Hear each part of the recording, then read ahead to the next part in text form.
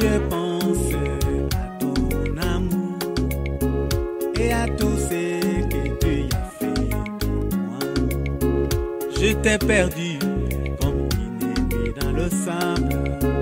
Tu m'as cherché et tu m'as sauvé. Oh Seigneur, je te dis merci pour tant d'amour manifesté pour moi. Que puis-je te donner, oh mon amour? Je te confie toute ma vie. Oh Seigneur, ne m'abandonne pas.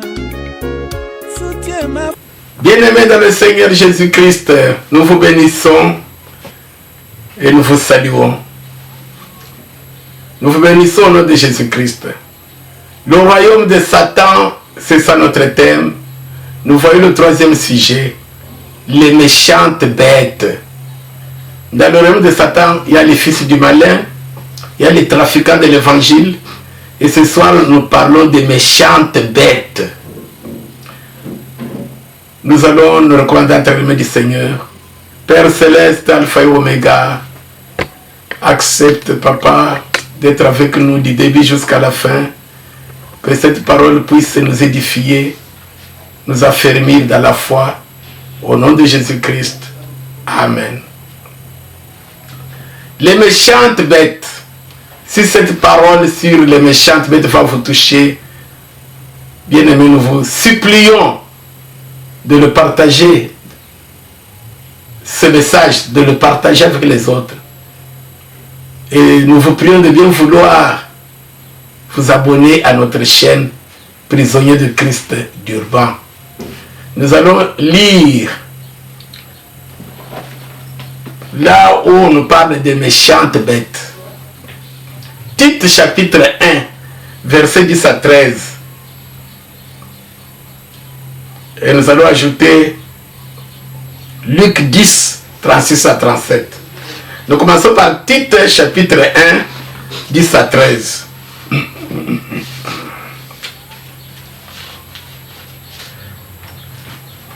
Nous lisons au nom du Seigneur Jésus-Christ. Il y a en effet, surtout parmi les circoncis, beaucoup de gens rebelles, de vains discoureurs et de séducteurs auxquels il faut fermer la bouche. Ils bouleversent des familles entières, enseignant pour un gain honteux ce qu'on ne doit pas enseigner. L'un d'entre eux, leur propre prophète, a dit: crée-toi, toujours menteur, méchante bête, ventre paresseux. Ce témoignage est vrai. C'est pourquoi reprends-les sévèrement, afin qu'ils aient une foi saine et qu'ils ne s'attachent pas à des fables judaïques et à des commandements d'hommes qui se détournent de la vérité. Nous allons ajouter Luc 10.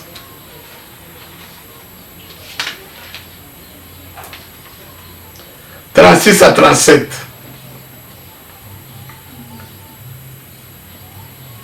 Lequel de ces trois te semble avoir été le prochain de celui qui était tombé au milieu des brigands? C'est celui qui a exercé la miséricorde envers lui, répondit le docteur de la loi. Et Jésus lui dit: va et toi fais de même. Les méchantes bêtes. Bien-aimés dans le Seigneur, nous venons de lire Tite chapitre 1 et nous avons lu aussi dans Luc 10. Il bouleverse les familles entières, enseignant pour un gain honteux ce qu'il ne faut pas enseigner. L'un d'entre eux, leur propre prophète, a dit: crée-toi, toujours menteur, méchante bête, ventre paresseux. Bien-aimé, Satan, son nom c'est le méchant. le méchant. Satan a beaucoup de titres, parmi lesquels il y a le méchant. L'ivraie et le blé. Le Seigneur Jésus dit, celui qui a semé l'ivraie, lui, Jésus, il a semé le blé. Maintenant, pendant la nuit, l'ennemi, le diable, Jésus l'a cité, il dit le diable, il est venu jeter sa semence, l'ivraie. Quel était le but de l'ivraie? Pour empêcher au blé de croître. Alléluia. La semence du diable, c'est pour empêcher aux chrétiens de croître dans la foi jusqu'à entrer au ciel. Pour détruire la foi. Pour scandaliser la foi du chrétien. Voilà le sujet. Les méchantes bêtes, ce sont les chrétiens. Ce sont les serviteurs de Dieu. Qui sont là, qui ont pour mission de scandaliser, dévorer, détruire la foi des autres. Comment tu sauras que toi tu es une méchante bête si tu n'as pas de miséricorde pour le prochain? Satan est le méchant. La méchanceté, le contraire, l'opposite. Le contraire, c'est la miséricorde. Le travail du méchant, c'est de détruire, scandaliser les autres. Il a commencé depuis le ciel. Il s'est révolté, pas lui seul. Il a entraîné des myriades d'anges que nous appelons les démons. Ils sont, tu ne peux pas compter leur nombre, qui l'ont suivi. C'est ça son travail dans les églises. C'est ça son travail. Scandaliser, faire détruire la foi des autres. Pas de miséricorde. Le Seigneur Jésus avait dit, avant qu'il ne revienne, dans les derniers jours, dans les derniers temps, la charité du plus grand nombre se refroidira. Les gens se haïront les uns les autres. Il ne parlait pas de non-croyants, il parlait de nous, les chrétiens entre guillemets. Tu sauras que tu es livré, non le blé, que tu es un agent du royaume de Satan, quand tu n'as pas de miséricorde pour le prochain. Quand toi, ton behavior, ton comportement, c'est pour faire tomber la foi des autres. C'est pour dévorer la foi des autres. Si quelqu'un te fait du mal, tu ne peux pas pardonner. Si quelqu'un est dans la souffrance, dans le besoin, toi tu as les moyens, tu ne peux pas donner. Les méchantes bêtes. Une méchante bête, voilà le sujet d'aujourd'hui, c'est le chrétien qui n'exerce pas de la miséricorde envers son prochain, qui est là pour scandaliser son prochain, faire tomber la foi de son prochain, même dans les assemblées. La sœur qui vient dans l'église nue, pour que les garçons puissent tomber dans l'adultère, dans l'impudicité, pour que les serviteurs puissent tomber dans l'adultère, dans l'impudicité, la méchante bête. Le serviteur de Dieu qui est là, lui ne fait qu'accumuler, accumuler. Il a des moyens. Il voit que les autres sont dans les besoins. Non, non. Au contraire. Donnez-moi, donnez-moi, c'est moi qui ai le droit. Il fait tomber la foi des autres. Qui 5 à 10 ans, ils vont de pauvreté en pauvreté. Lui va de riche en riche.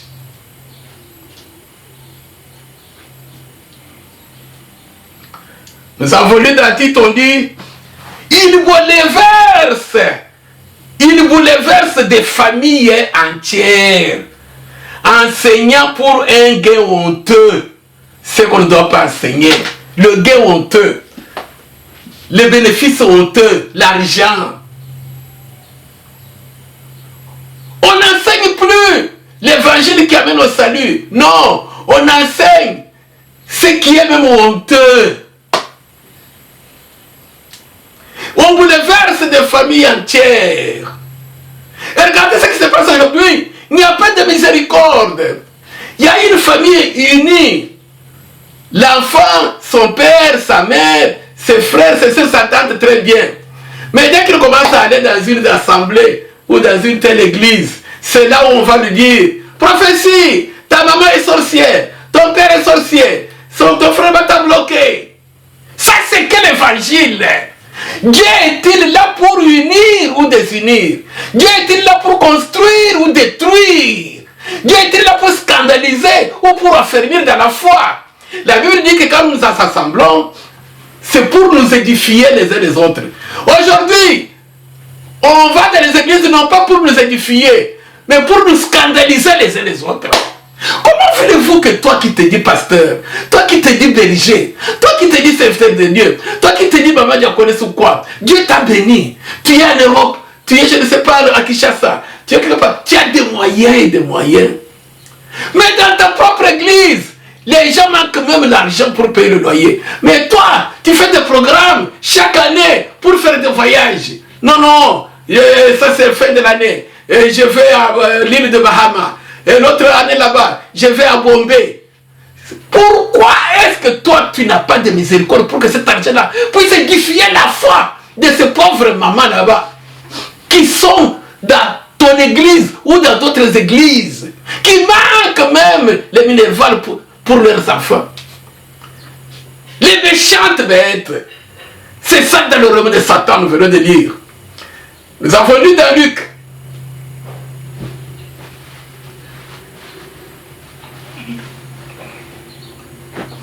Quelqu'un a posé une question au Seigneur. Que ferais-je pour hériter le royaume des cieux? Le Seigneur lui a dit, tu connais la loi. Tu aimeras le Seigneur ton Dieu de tout ton cœur, de toute ton âme, de tout ton esprit, de toute ta force. Et ton prochain comme toi-même.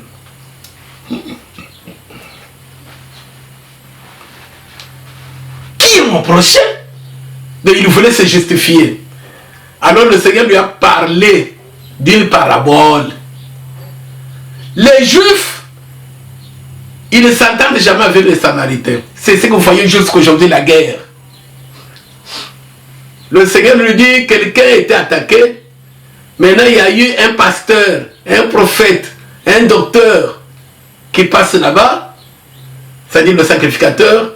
Il a regardé, il est parti. C'était son frère qui était attaqué, blessé. Un autre encore, un lévite, serviteur de Dieu, il passe. Maintenant, il y a un samaritain. Samaritain, c'est leur ennemi. C'est les grands ennemis des Juifs. Les Palestiniens, par exemple. Quand il a vu quelqu'un être humain comme lui, blessé, dans le sang, attaqué par les bandits, il est descendu de son cheval, il l'a pris, il l'a lavé, il l'a bandé, il l'a amené à l'hôpital, il a payé les frais pour lui. Et le Seigneur a posé la question, qui est le prochain de l'autre? Parce que pour entrer au ciel, tu aimeras ton prochain comme toi-même. Le prochain, ce n'est pas seulement ton frère de famille ou ta soeur de famille. Ton prochain, ce n'est pas seulement quelqu'un qui est pris avec toi dans l'assemblée. Ton prochain, ce n'est pas seulement le chrétien. Ton prochain, c'est ton semblable, l'être humain. Ton prochain, c'est pas seulement ton ami. Ton prochain, c'est celui-là que tu crois être ton ennemi aussi. Le Seigneur a pris l'exemple du Samaritain, l'ennemi là-bas, qui avait fait ça. Et il a posé la question, d'après toi, parmi tous les trois, qui te semble avoir été le prochain de l'autre? Il a eu des problèmes pour répondre. Mais il a répondu, il a dit, c'est celui-là qui a exercé la miséricorde envers lui. Et le Seigneur lui a dit, va, toi aussi fais de même. Bien-aimé dans le Seigneur, le diable ne peut jamais exercer la miséricorde. Le diable, la semence du diable. Satan, c'est le méchant. Chez Satan, s'il fait même des témoignages de magiciens et d'autres, chez Satan, il n'y a pas de pardon. Chez Satan, il n'y a pas de miséricorde. Tu meurs, tu meurs. Et regardez ce qui se passe aujourd'hui. Regardez ce qui se passe aujourd'hui. Parmi ceux-là qui se disent chrétiens, pas de miséricorde. Le feu vous attend. Le feu nous attend sur le ciel. Ce n'est pas le fait d'aller à l'église. Ce n'est pas le fait de prêcher comme nous prêchons. Ce n'est pas le fait de s'appeler chrétien. Non. De prier, de chanter. Non. Le fait c'est, tu es le blé ou tu es livré. Livré, c'est la semence du diable, la méchante bête, les loups ravisseurs, les serpents, les fils du diable, les filles du diable. Il n'y a pas de miséricorde. Tu tombes, Je m'en fous, moi je m'habille comme je m'habille. Toi tu vas envier, tu vas convoiter, tu tombes. M'en fous, ça c'est mon argent que Dieu m'a donné. Tu vas mourir, tu meurs, toi aussi. Et regardez un peu aujourd'hui, nous tendons faire la fin de l'année. Les méchantes bêtes, ils vont faire jeûner les gens. Ils vont organiser des prières et des séances. Venez, venez, pour vos bénédictions. Mais lui, pourquoi d'abord faire jeûner quelqu'un pour une bénédiction, pour avoir de l'argent? Quand toi tu as déjà de l'argent, tu prends ton argent, tu distribues aux autres. Et regardez un peu dans la Bible, tu ne trouveras pas quelqu'un qui est venu dans la Bible, je dis bien, je répète, dans l'église primitive, quelqu'un qui était venu là-bas, il dit non, moi je suis riche, maintenant je veux aller de riche en riche. Au contraire, les Barnabas, que vous appelez Barnabas, son nom c'était Joseph, il était riche. Il était riche. C'est lui qui a commencé le mouvement là-bas, de vendre tout ce qu'il avait amené à l'église. Pourquoi? Parce qu'il y avait les veuves là-bas, il y avait les pauvres. Dieu a dit depuis l'Ancien Testament, il y aura toujours un pauvre parmi vous. Il y aura toujours un indigent parmi vous. Ce n'est pas que tout le monde doit être riche. Maintenant, toi à qui Dieu donne la richesse, c'est pour que les autres aussi aient de quoi vivre.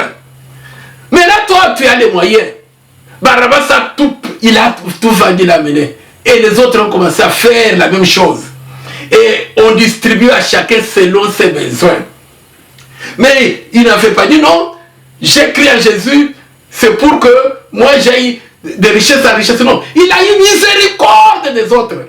Et on a changé son nom. Les apôtres ne l'appelaient plus Joseph, ils l'ont appelé Barnabas, c'est-à-dire fils d'exhortation. Ses actes, ce qu'il avait fait, ça a exhorté, ça a édifié, ça a construit la foi. Mais les méchantes, comme Ananias et Saphira, c'était pour scandaliser les autres. Donc, retenez comme sujet, livrer les méchantes bêtes, ce sont les chrétiens, les serviteurs de Dieu, qui ont la semence de Satan, de la méchanceté, pour scandaliser le prochain. Si le prochain lui avait fait du mal, il ne peut pas pardonner. Ainsi, ne vous étonnez pas des scandales aujourd'hui. S'il y a les gens, les inimitiés, ce n'est plus dans les mutualités des Congolais ou des Camerounais ou quoi, non. Oh, les mutualités, ce n'est pas des Bangala, des Baswahili, des Bandou, non. Là où il y a les inimitiés, dans les églises, dans les assemblées, là où il y a les polémiques, là où il y a les empoisonnements, là où il y a les calomnies, là où il y a les inimitiés, on ne se parle pas. Dans des églises, les méchantes bêtes. Pourquoi? Parce qu'il n'y a pas de miséricorde. Mais pour nous, qui sommes les fils du royaume, nous allons lire. Un fils du royaume, nous allons lire. Jacques, chapitre 2, verset 13.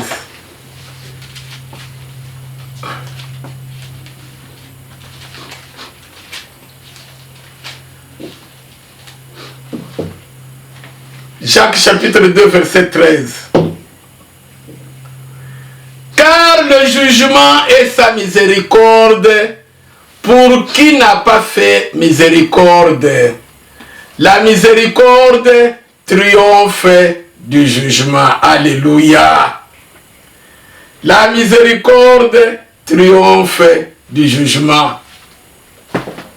Bien-aimés, il y a un problème qui nous attend quand nous allons quitter ce corps. Il y a un problème qui nous attend si le Seigneur Jésus revient ce soir. Pour ne pas être surpris, ne soyons pas des méchantes bêtes. Le jugement de Dieu sera sa miséricorde pour quiconque n'a pas fait miséricorde. Car la miséricorde triomphe du jugement. On aura pitié de moi et de toi si toi et moi nous avons pitié aussi des autres. Un fils du royaume, le blé, il a pitié de son prochain, le blé. Et vous trouverez dans le champ à la moisson tous les blés là-bas ont bien cru à la moisson. Mais livrer Son travail, c'est de détruire. C'est pourquoi l'ennemi est venu la nuit, planter, livrer. Les méchantes bêtes, c'est pour détruire la foi des autres. Et c'est donc, bien aimé, la parole de ce soir, les méchantes bêtes, le Seigneur nous exhorte à ne pas faire comme l'ivraie, mais agir comme le blé. Édifier, construire la foi de l'autre par la miséricorde. Faire aux autres ce que vous voulez qu'on vous fasse. Parce que vous êtes tous la même semence. Mais les méchantes bêtes ne le font pas. Nous allons justement lire ce que je vous ai dit tout à l'heure pour terminer Acte 5. Acte 5. Nous allons terminer par là.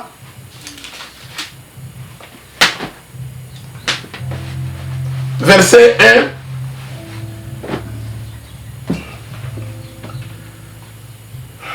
Rapidement, jusqu'à 11. Mais un homme nommé Ananias avec Saphira, sa femme, et suivant bien le royaume de Satan, les méchantes bêtes. Les bêtes là-bas, ce sont des personnes, les chrétiens. Un homme nommé Ananias avec Saphira, sa femme, vendit une propriété et retint une partie du prix, sa femme le sachant. Puis il apporta le reste et le déposa aux pieds des apôtres. Pierre lui dit, Ananias, pourquoi Satan a-t-il rempli ton cœur au point que tu mentes au Saint-Esprit et que tu aies retenu une partie du prix de champ? S'il n'eût pas été vendu, ne te restait-il pas? Et après qu'il a été vendu, le prix n'était-il pas à ta disposition? Comment as-tu pu mettre en ton cœur un pareil dessein?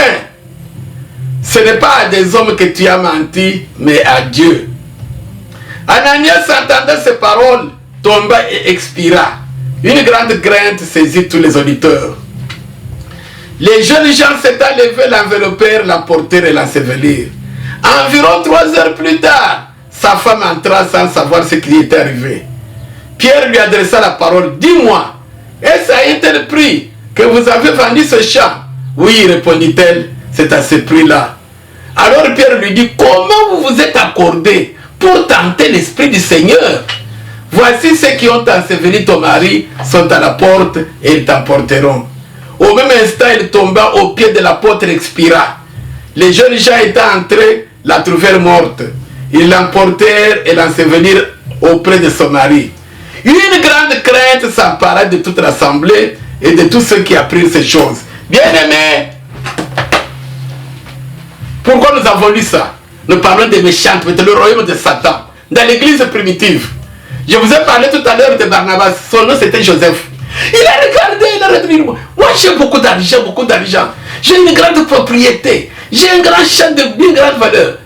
Et il y a des enfants de Dieu qui dorment avec faim, il y a des veuves. Non. Il y a des orphelins. Ils n'ont pas dit avec les pierres, prions, gênons, il y a une croisade, et moi, que Dieu nous bénisse. Bien aimé, Dieu va venir comment? Parce que Dieu vous a déjà béni. Vous êtes un corps. Il y a quelqu'un parmi vous qui a des millions que Dieu lui a donné. Comment Dieu va venir par les jeûnes et les prières? Parce qu'il a Dieu est béni par sa parole. Sa parole est là. Et dit la miséricorde. Vous appartenez à un même sang. Ce qui est à toi, c'est pour l'autre. Maintenant, il y a eu un couple qui se sont dit, les méchantes bêtes. Ah, que nous, on prenne tout notre argent, que celui-là aussi en profite. Non. Bon, pour éviter les problèmes, nous prenons une partie. Nous gardons l'autre partie à la maison. C'est notre argent. Et nous avons lu, vous connaissez la suite. Les méchants, il y avait la méchanceté. Pourquoi est-ce que nous allons manger ensemble avec tous ces gens, même avec l'autre là-bas, qui ne nous salue jamais, même avec l'autre? Non. Voilà ce que Dieu avait vu. Bien aimé dans le Seigneur. Mais c'est là comme Barnabas, la miséricorde. Vous voyez déjà, dans une même église, il y avait des royaumes. Le royaume de Satan, le royaume de Dieu. Sachez très bien que sur la terre ici, nous sommes dans le royaume de Satan. Mais nous, les enfants de Dieu, qui avons cru en Christ, nous appartenons au royaume de Dieu.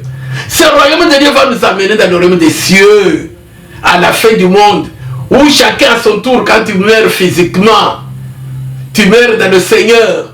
Alléluia! C'est déjà le processus du royaume des cieux. Ainsi donc, n'agissons pas comme les méchantes bêtes comme Ananias et Saphira. Ils n'ont pas voulu que tous les autres là aussi, même des ennemis, profitent aussi de ce qu'ils avaient. La méchanceté. Ainsi donc, bien aimé, le message de ce soir est bref et clair. Les méchantes bêtes, c'est la catégorie des enfants du diable, du royaume de Satan, qui n'ont pas de miséricorde pour le prochain. Les fils du royaume, ils exercent la miséricorde au prochain. Que Dieu vous bénisse.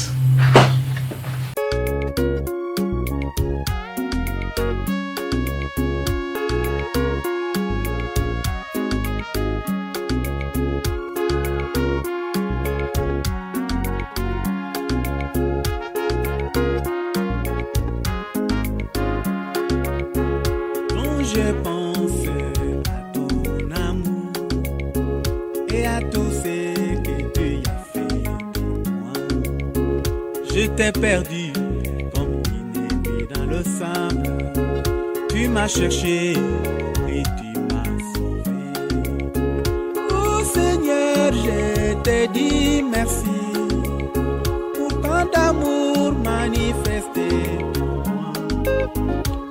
Je t'ai donné, oh mon amour, je te confie toute ma vie. Oh Seigneur,